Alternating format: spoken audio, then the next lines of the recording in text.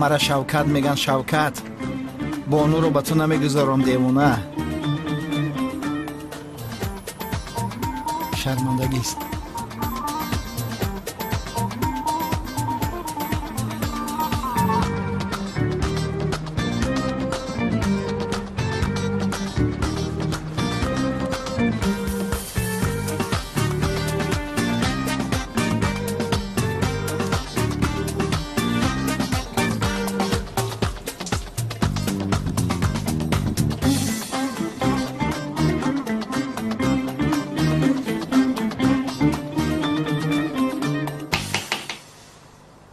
من میبینم بانو جان. مایلش جونم.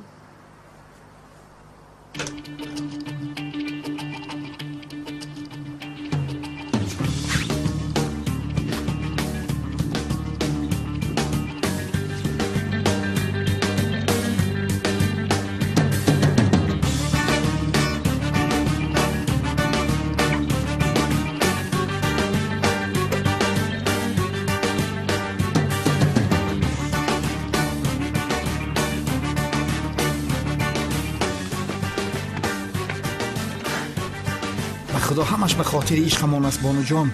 بسم الله. این کیه؟ اباش روی این پورش پاکیلوفکا چیه؟ لوند دلم میگوید که امشب با جنگاور حتما روبرو میشوم. سردار شما بعد کلتکل از باز با این جنگاور چسبیدید. چه خیلی آدمید؟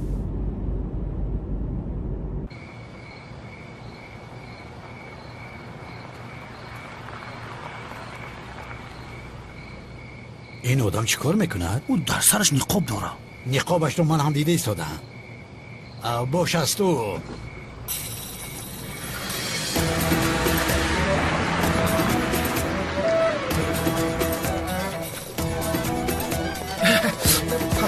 در اینا اکشو پای بشن. ایستا یه بچه بکم بزنم دستان تو رو بردار. ای بچه آدمی خدیه تسلیم شو. او ایستا طرفی ما گرد. مثل آدم تا کور احمق.